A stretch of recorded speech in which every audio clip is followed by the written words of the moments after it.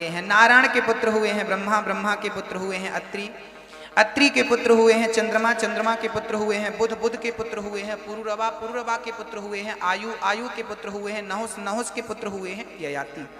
इन्हीं के वंश में हुए हैं श्री वसुदेव जी महाराज। वसुदेव जी महाराज का विवाह कंस की बहन चचेरी बहन देवकी से संपन्न किया। देवकी देवक राजा की बेटी थी। जब विदा करके कंस जाने लगा तो आकाशवाणी हुई, जिस बहन को तू विदा कर रहा है उसका 8वां गर्भ तेरा काल है। डर गया कंस, केस पकड़ के बहन को मारना चाहा। वसुदेव जी ने कहा बहन को मारेगा तेरा नाम कुल में खराब होगा, हम तुझे बेटे ला कर देंगे।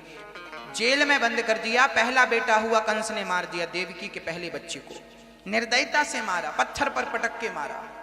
दूसरे बेटे को, तीसरे, चौथे, पांचवे, छठे, 7वें गर्भ को भगवान ने देवकी के गर्भ से निकालकर रोहिणी के गर्भ में डाला। कंस को लगा 7वां कहां, बोले नष्ट हो गया, गर्भ में ही गिर गया। 8वां बालक 8वें गर्भ में, भादों का महीना था, कृष्ण पक्ष की अष्टमी तिथि आ गई। रात के ठीक 12 बज रहे हैं और जब रात्रि के 12 बजे तो भक्तों एक बात बताना, घड़ी, ट्रेन के घड़ी पर रात को 12 कब बजते हैं? ट्रेन की घड़ी में, ट्रेन में रात को 12 जब बजते हैं तो घड़ी में इशारा क्या होता है? रेलवे की बात कर रहा हूं मैं। क्या इशारा होता है? हां,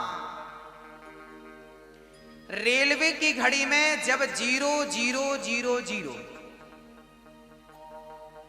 जब 0 रेलवे में जब रात्रि के 12 बजते हैं ना तो 12 नहीं लिखा रहता, वहां पर आ जाता है 00। 00 आ गया मतलब ट्रेन की घड़ी पे 12 बज गए। हाँ, इसका अर्थ क्या है? 12 बजे और भगवान प्रकट भये। जब तक आप शून्यता की ओर, अहंकार से जब तक शून्य नहीं होंगे, क्रोध और काम से जब तक शून्य नहीं होंगे, तब तक परमात्मा का प्राकट्य आपके हृदय में कभी हो नहीं सकता। शून्यता की ओर आपको बढ़ना पड़ेगा।